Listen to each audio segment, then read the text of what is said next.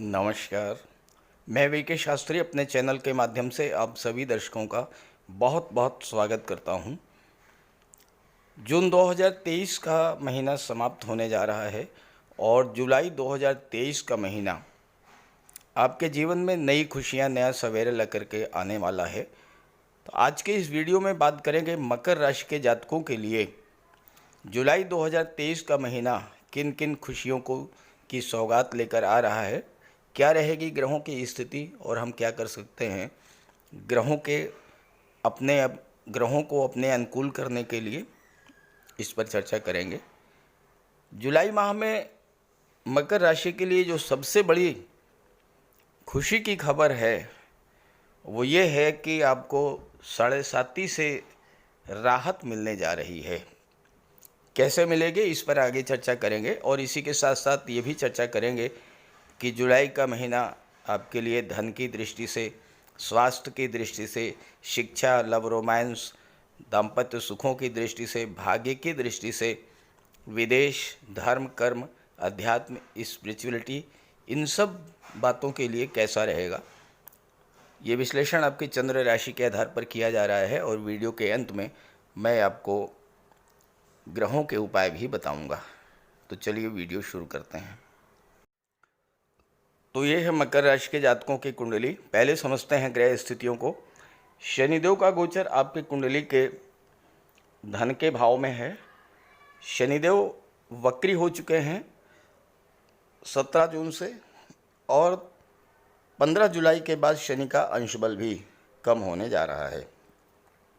गुरु और राहु चतुर्थ भाव में गोचर कर रहे हैं मेष राशि में और गुरु 21 जून से शुक्र के नक्षत्र भरणी नक्षत्र में गोचर कर रहे हैं। सूर्य और बुध का गोचर कुंडली के छठे भाव में है। सूर्य 17 जुलाई तक छठे भाव में रहेंगे, इसके बाद सप्तम में गोचर करेंगे। बुध छठे भाव में है 8 जुलाई तक, 8 जुलाई को बुध भी सप्तम में आ जाएंगे, जबकि शुक्र 7 जुलाई तक सप्तम में है और इसके बाद अष्टम में गोचर करेंगे और यहाँ पर शुक्र और मंगल की युति बनेगी अष्टम भाव में। केतु का है गोचर दशम भाव में और इसके अलावा बाकी सभी भाव खाली हैं। लाभ के भाव पर शनि और मंगल की दृष्टि पड़ रही है, 12वें भाव पर गुरु की दृष्टि पड़ रही है और छठा भाव और पंचम भाव ये दोनों ही खाली हैं। इन भाव पर किसी ग्रह की दृष्टि भी नहीं पड़ रही है। तो चलिए इसी का विश्लेषण करते हैं।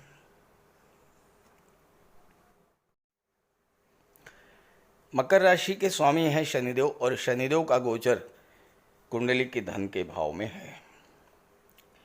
अब देखिए यहाँ पर आपके जीवन में शनि की साढ़े साती गतिमान है। साढ़े साती का तीसरा चरण गतिमान है 17 जनवरी से।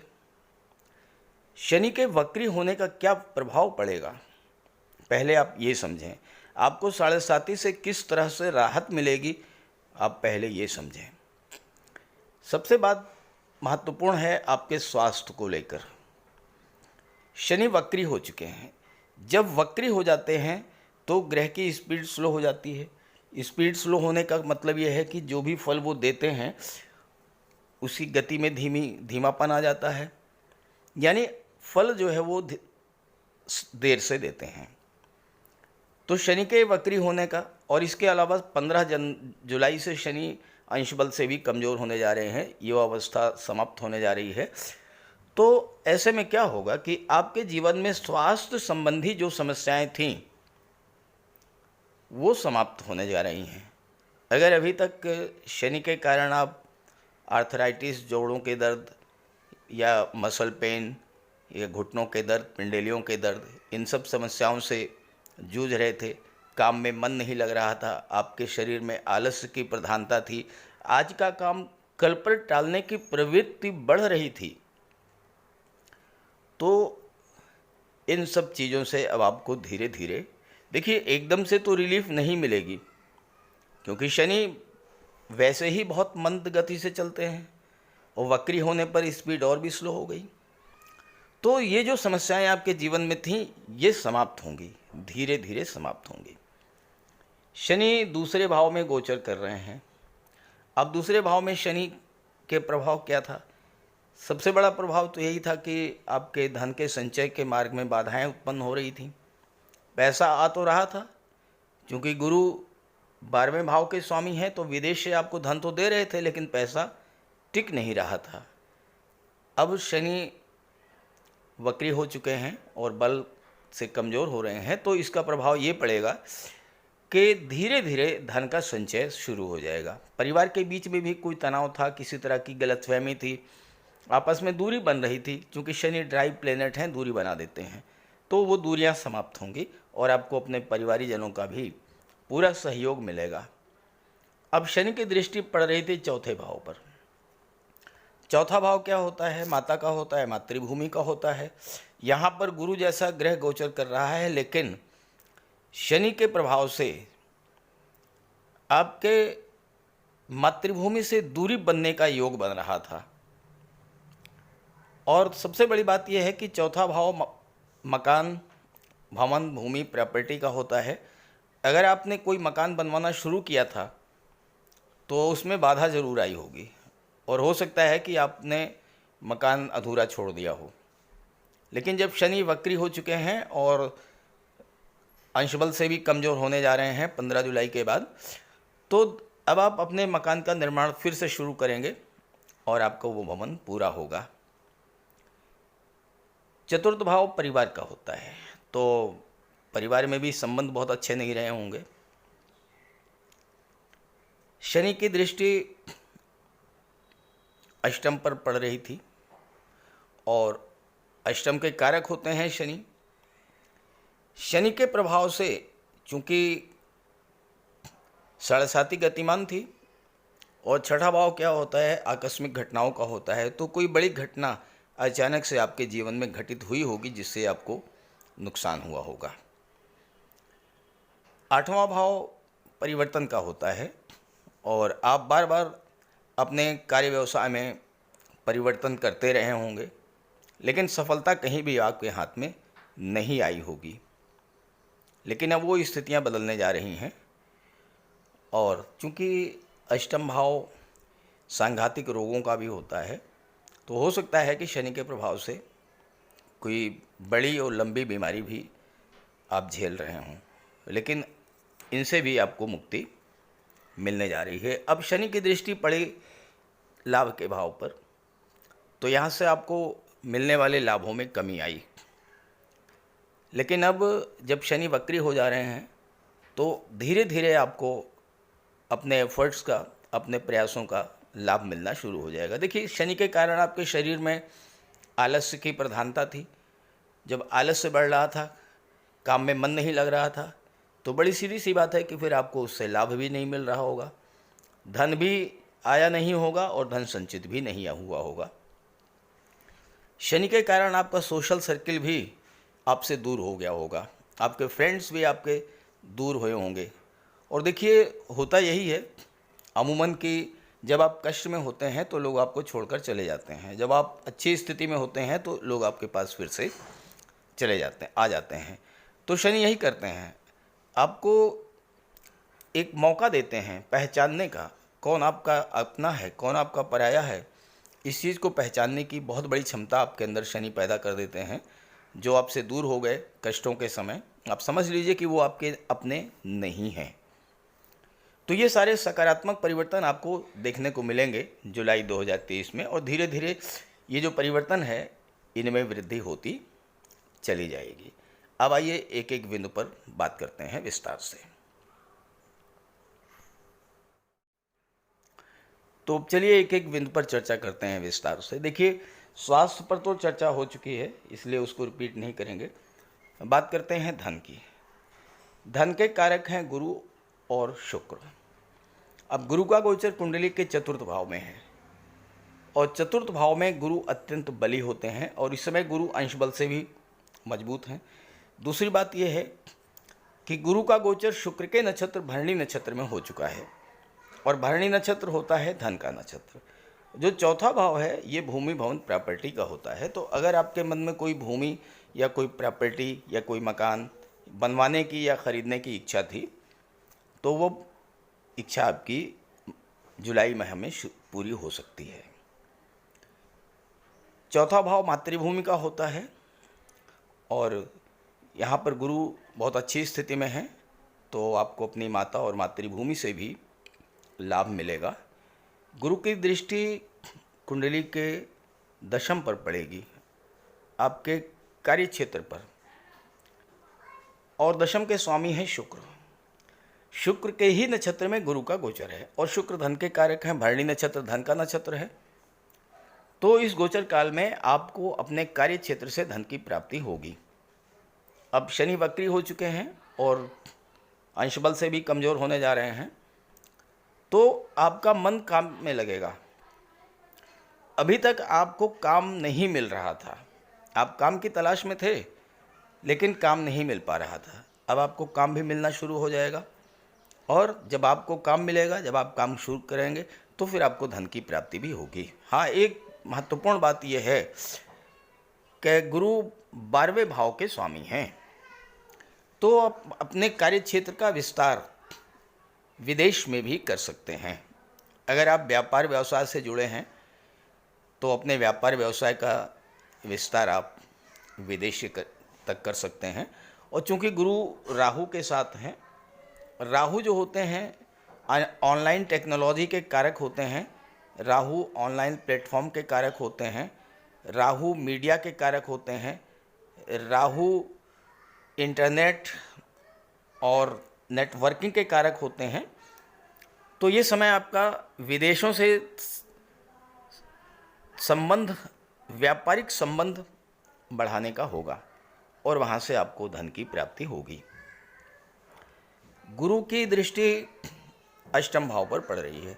देखिए, अष्टम भाव खराब भाव है, लेकिन जिस भाव पर गुरु की दृष्टि पड़ती है, गुरु उस भाव का विस्तार कर देते हैं, उस भाव को गंगा जल की तरफ पवित्र कर देते हैं।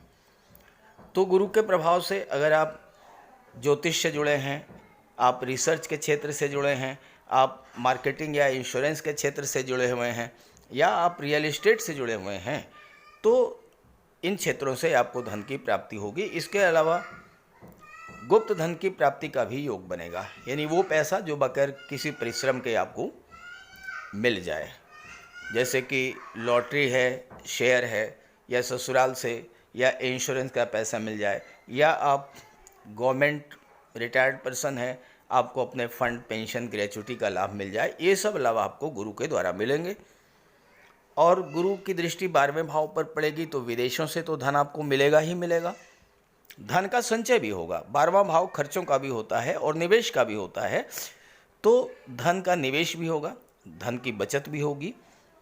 और हो सकता है, चूँकि चतुर्थ भाव भूमि भवन का होता है और विदेश में अगर आप रह रहे हैं तो इस समय विदेश में आप कोई रहने की व्यवस्था अस्थायी रूप से कर सकते हैं, कोई मकान भी खरीद सकते हैं या कोई प्लाट वगैरह लेकर के उस पर निर्माण भी करा सकते हैं। अब देखिए, विदेश को लेकर एक बहुत बड़ा भ्रम है। अमेरिका, ब्रिटेन, कनाडा विदेश नहीं है। विदेश का मतलब ये है कि आप यूपी में हैं, आप महाराष्ट्र में सेटल हो गए, आप हरियाणा में सेटल हो गए, आप राजस्थान में सेटल हो गए, तो ये विदेश हो गया, दूसरे राज्य में, दूसरे शहर में। तो ऐसी जगह आपको गुरु धन प्रदान करेंगे। जहाँ तक शुक्र की बात है, शुक्र की दृष्टि 7 जुलाई तक तो आपके लग्न पर पड़ेगी। 7 जुलाई तक शुक्र आपके व्यक्तित्व में बहुत बड़ा परिवर्तन लाएंगे और 7 जुलाई के बाद शुक्र की दृष्टि सप्तम धन भाव पर पड़ेगी, क्योंकि शुक्र यहाँ मंगल पर अष्टम भाव में आ जाएंगे मंगल के साथ और धन के भाव पर दृष्टि डालेंगे। अब शुक्र और शनि का परस्पर दृष्टि संबंध बनेगा तो आपको दूसरे भाव के फल प्राप्त होना शुरू हो जाएंगे। दूसरा भाव धन का होता है तो धन की प्राप्ति होगी, परिवार का होता है तो परिवार का विस्तार होगा, या तो संतान की प्राप्ति होगी या किसी सदस्य का विवाह होने जा रहा है इस गोचर काल में। और शुक्र चूंकि दशम के स्वामी होकर के दूसरे भाव पर दृष्टि डाल रहे हैं, दशम भाव आपका कार्य क्षेत्र होता है, तो आपको अपने कार्य क्षेत्र से धन का लाभ होगा और आप धन का निवेश भी करेंगे। अब बात करते हैं आपके करियर की, आपकी शिक्षा की, नौकरी की, संतान की। देखिए, इन सब का विचार पंचम भाव से किया जाता है। शिक्षा, संतान, लव रोमांस, क्रिएटिविटी, इष्ट देव और आपके पूर्व संचित कर्म, इन सब का विचार किया जाता है पंचम भाव से। शिक्षा के भाव के स्वामी हैं शुक्र, और शुक्र का गोचर 7 जुलाई तक केंद्र के भाव में है, और शुक्र दशम के स्वामी हैं। तो 7 जुलाई तक आपकी शिक्षा का सीधा संबंध आपके कैरियर से बन रहा है। अगर आप एफर्ट करेंगे और आपकी कुंडली में शुक्र मजबूत हुए तो इस गोचर काल में कहीं ना कहीं कोई ना कोई आप काम शुरू करेंगे, कोई ना कोई आपको रोज़गार मिल जाएगा। मैं नौकरी की बात नहीं कर रहा हूँ, नौकरी का विचार छठे भाव से किया जाता है, लेकिन आपके प्रोफेशन, आपके कैरियर के विचार दशम से किया जाता है, और दशम का संबंध सीधे पंचम से बन रहा है। तो आपको कहीं ना कहीं कोई ना कोई, चाहे प्राइवेट सेक्टर में या गवर्नमेंट सेक्टर में, या फिर आप कोई व्यापार व्यवसाय, कोई ना कोई मतलब जॉब आपको मिलेगा अगर आप एफर्ट करेंगे तो।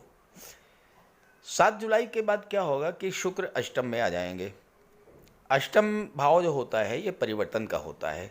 अब इस समय आपके मन में क्या होगा कि आप जो कुछ भी पढ़ाई कर रहे हैं, जिस भी क्षेत्र की या जिस भी कंपटीशन की तैयारी कर रहे हैं, उसमें थोड़ा सा आपके मन में ये होगा कि परिवर्तन करें, चेंज करना चाहेंगे आप। नौकरी में भी आप परिवर्तन करना चाहेंगे, व्यापार व्यवसाय में परिवर्तन की तीव्र इच्छा आपके अंदर उत्पन्न होगी। लेकिन मैं आपको परिवर्तन की सलाह नहीं दूंगा, क्योंकि शनि वक्री हैं। वक्री ग्रह जब प्रभाव देते हैं अपना, तो उसका पहला प्रभाव यही होता है कि आप जो कुछ भी कर रहे हैं आप उसकी एनालिसिस कीजिए, उस पर गहन रिसर्च कीजिए। चूँकि शनि की दृष्टि भी अष्टम पर पड़ रही है और अष्टम भाव रिसर्च का होता है, तो रिसर्च का मतलब ये है कि आप उसको बहुत बारीकी से माइन्यूटली चेकअप कीजिए कि आखिर आपके जो भी आप काम कर रहे हैं आपको उसमें लाभ क्यों नहीं मिल रहा है, क्या वजह है कि आपका व्यापार व्यवसाय आगे नहीं बढ़ रहा है। आप चेंज मत कीजिए, उसी को इम्प्रूव कीजिए।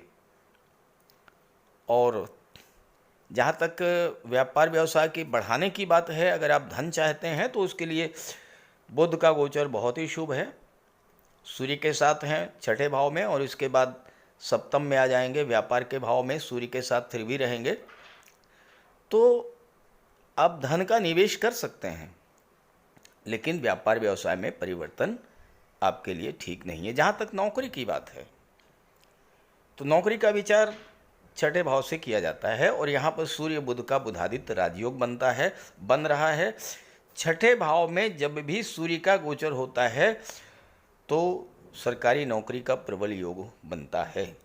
अब अगर आपकी कुंडली में, जन्म कुंडली में सूर्य मजबूत स्थिति में हुए, सूर्य छठे भाव में ही गोचर कर रहे हैं, और इस समय गोचर में भी छठे भाव में सूर्य आ गए हैं, तो आपको निश्चित रूप से 17 जुलाई से पहले कहीं न कहीं एक जॉब मिल जाएगी।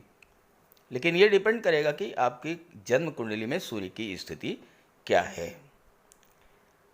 सूर्य और बुध दोनों की दृष्टि विदेश के भाव पर पड़ेगी, तो आपको किसी विदेशी कंपनी में या विदेशों में नौकरी मिलने का प्राइवेट सेक्टर में योग बनेगा। अब विदेश का मतलब ये है कि आप यूपी में हैं, आपको हो सकता है कि दिल्ली में कोई नौकरी मिल जाए, आपको महाराष्ट्र में कोई नौकरी मिल जाए, इस तरह का जो है। और ख़ास करके चूँकि बुध जो हैं ये आईटी सेक्टर के कारक होते हैं, तो आपको आईटी सेक्टर, कंप्यूटर कम्युनिकेशन या मैनेजमेंट के क्षेत्र में सूर्य के प्रभाव से आपको कोई प्रशासनिक पद भी मिल सकता है प्राइवेट सेक्टर में। और गवर्नमेंट सेक्टर में भी एफर्ट कर रहे हैं अगर आप आईएएस, आईपीएस, सिविल सर्विसेज के लिए, तो वो समय भी आपके लिए 17 साल तक का समय आपके लिए बहुत ही अच्छा है। ये तो बात हो गई आपके कैरियर की, आपकी शिक्षा की, आपके नौकरी की। अब बात करते हैं लव, रोमांस और आपके वैवाहिक जीवन की।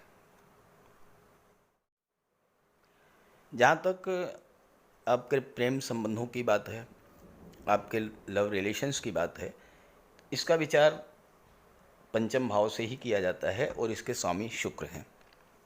7 जुलाई तक स्थितियाँ बहुत अच्छी हैं, क्योंकि शुक्र केंद्र के भाव में गोचर कर रहे हैं, आपके लग्न भाव पर दृष्टि डाल रहे हैं, और 17 जुलाई तक भी स्थिति कुल मिलाकर के ठीक ही रहेगी। लेकिन 17 जुलाई को जब सूर्य आ जाएंगे तो थोड़ा बहुत आपके अहम जागृत होगा, आपका ईगो जागृत होगा। किसी छोटी सी बात को लेकर के आपके अंदर अपने ईगो के कारण या अपने क्रोध के कारण आपके जो लव पार्टनर हैं उनसे तनाव की स्थिति भी बनेगी। और शुक्र अष्टम में आ जाएंगे 7 जुलाई को।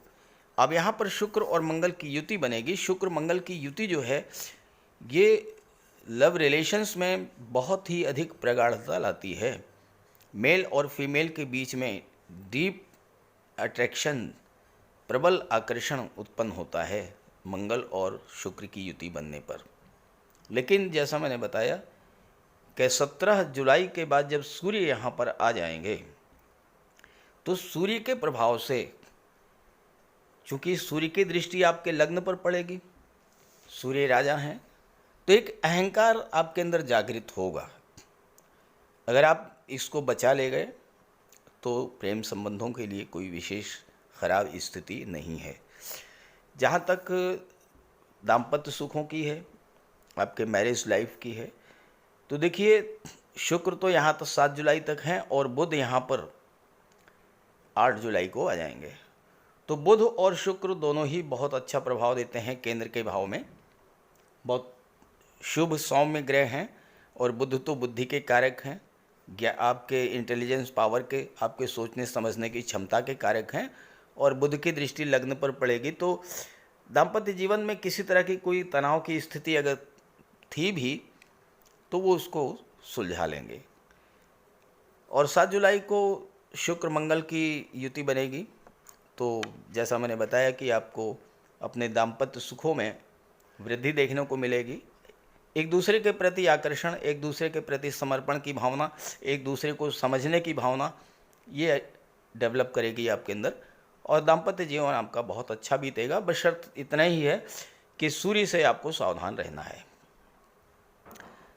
जहाँ तक व्यापार व्यवसाय की बात है तो व्यापारियों के लिए 8 जुलाई के बाद का जो समय है ये बहुत ही श्रेष्ठ फल देने वाला होगा।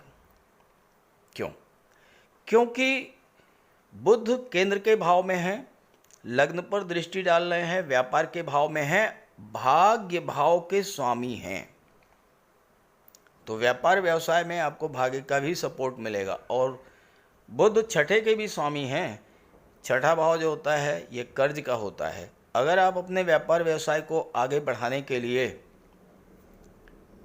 धन का निवेश करना चाहते हैं और बैंक से लोन लेना चाहते हैं तो इस समय इस कार्य में बुध आपकी बहुत बड़ी मदद करेंगे और आपको बैंक से लोन मिल जाएगा। आप अपने व्यापार व्यवसाय को आगे बढ़ा सकते हैं।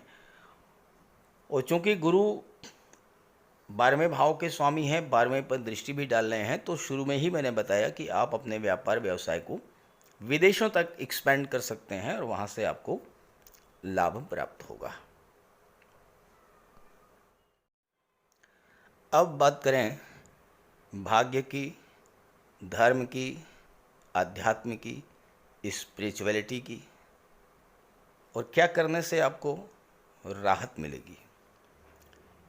भाग्य की बात करें तो भाग्य भाव के स्वामी हैं बुध, और 8 जुलाई के बाद बुध बहुत अच्छी स्थिति में होंगे, केंद्र के भाव में गोचर करेंगे। तो भाग्य के स्वामी का केंद्र के भाव में गोचर करना भाग्य की दृष्टि से तो बहुत ही अच्छा है।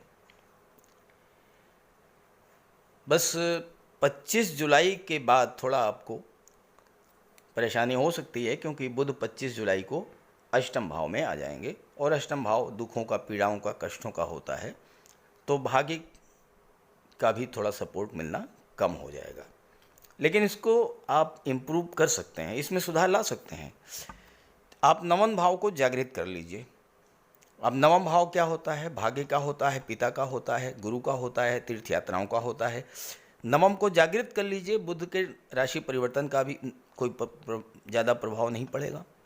भले ही बुध अष्टम में होंगे, अगर आप अपने पिता का, अपने गुरु का आशीर्वाद प्राप्त कर लेते हैं, उनकी सेवा करते हैं, उनकी आज्ञा मानते हैं, उनकी बात को सुनते हैं, उनसे परामर्श लेकर के कार्य करते हैं, तो भाग्य का साथ मिलेगा।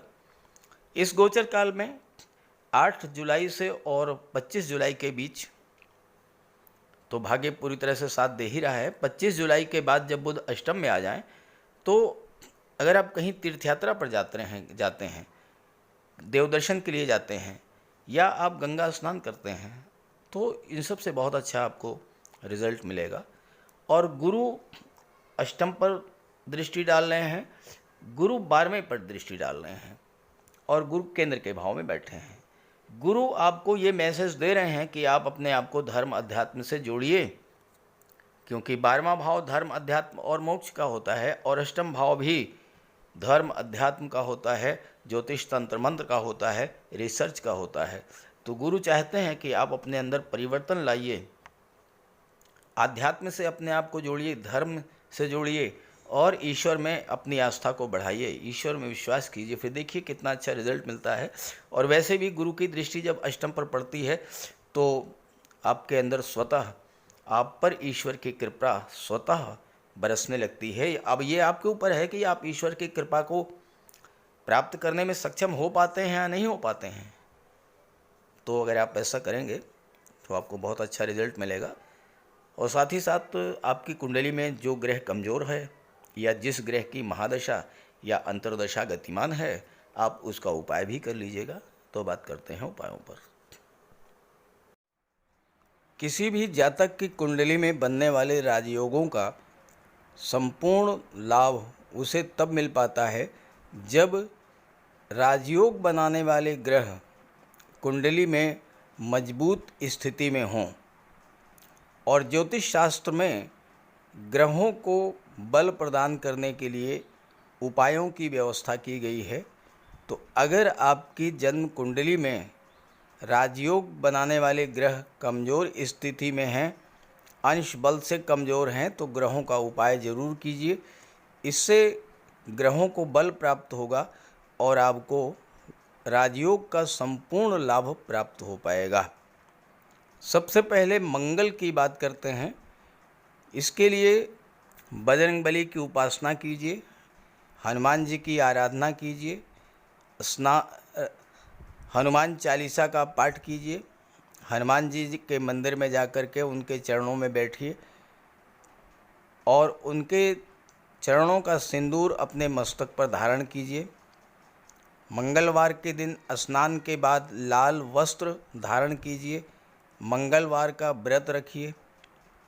हनुमान जी को सिंदूर में चमेली का तेल मिला करके अर्पित करें। हनुमान जी को चोला चढ़ाएं और मूंगा धारण कर सकते हैं, लेकिन किसी योग्य ज्योतिषी से परामर्श लेकर। और मंगलवार के दिन लाल वस्त्र, गेहूँ, गुड़ और तांबे का दान करने से भी मंगल को बल प्राप्त होता है।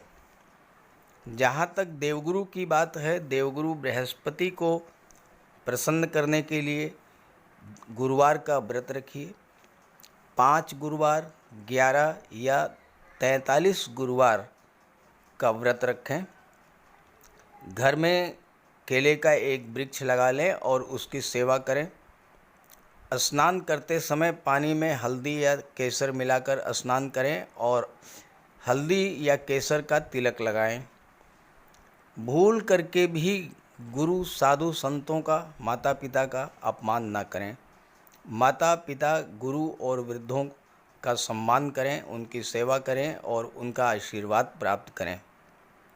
तोते को चने की दाल खिलाएं, इससे बुध और गुरु दोनों प्रसन्न होते हैं। पुखराज भी धारण कर सकते हैं गुरुवार के दिन, लेकिन योग्य ज्योतिषी का परामर्श लेकर ही कोई रत्न धारण करें। ज़्यादा बेहतर ये है कि हल्दी की एक गांठ पीले वस्त्र में बांधकर अपने बाजू में बांध लीजिए और पीले रंग के वस्त्रों का ज़्यादा प्रयोग कीजिए चादर, तकिए, गिलाफ ये सब पीले रंग के रखिए, पर्दे। शुक्र को बल प्राप्त हो इसके लिए माता लक्ष्मी की उपासना कीजिए और 21 या 31 शुक्रवार को व्रत रखें। शुक्रवार के दिन सफ़ेद रंग के वस्त्र, चीनी, चावल, दूध और दही, घी से बने पदार्थों का सेवन करें। और शुक्रवार के दिन सफ़ेद वस्त्र, चावल, चीनी, घी, श्रृंगार सामग्री, कपूर, मिश्री और दही, इन सब चीज़ों का यथाशक्ति दान करें। डायमंड धारण कर सकते हैं, लेकिन हीरा धारण करने से पहले योग्य ज्योतिषी का परामर्श ले लें। महिलाओं का सम्मान करें। शुक्रवार के दिन कन्याओं को खीर और मिष्ठान का भोजन कराएं। इत्र का प्रयोग करें।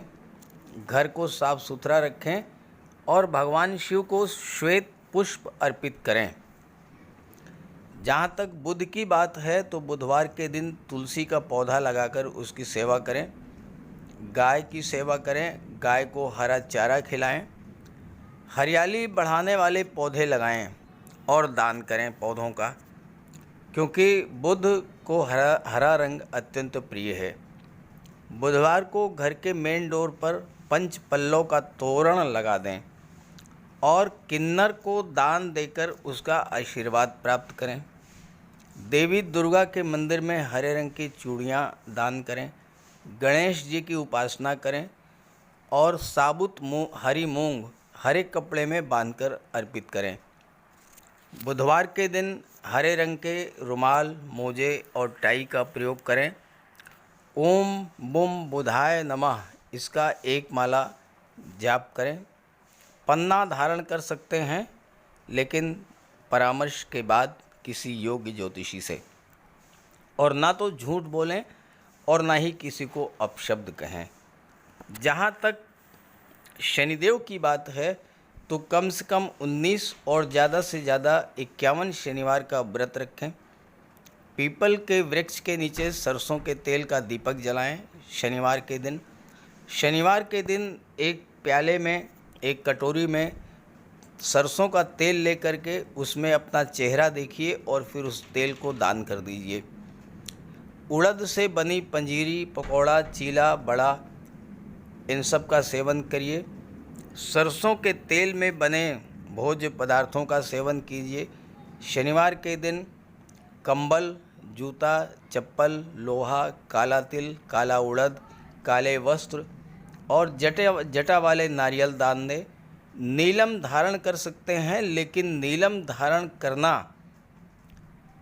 किसी योग्य ज्योतिषी से परामर्श लेकर धारण करें, क्योंकि नीलम रंग से राजा भी बना देता है और कभी कभी अगर नीलम आपके लिए शुभ नहीं हुआ तो राजा से रंक भी बना देता है। इसलिए नीलम का प्रयोग बहुत सोच समझ कर करें। ज़्यादा बेहतर ये है कि आप गरीबों की हेल्प करें। कोई भी गरीब, लाचार, असहाय, दिव्यांग व्यक्ति आपके पास आता है, मदद कीजिए यथासंभव और किसी भी गरीब व्यक्ति को कष्ट ना दें। साथ ही साथ ऐसे कार्य ना करें जो कि शनिदेव को पसंद नहीं है। शनिदेव को छल, कपट, झूठ, फरेब, बेईमानी, आलस्य ये सब पसंद नहीं है, तो ऐसे कार्य मत कीजिए। और शनिदेव को अनुशासन, परिश्रम, मेहनत, ईमानदारी और सच्चाई ये पसंद है, तो ये आप अपने अंदर इन गुणों को विकसित करें, शनिदेव प्रसन्न होंगे। तो उपाय ज़रूर कीजिएगा, इससे आपको लाभ होगा। नमस्कार।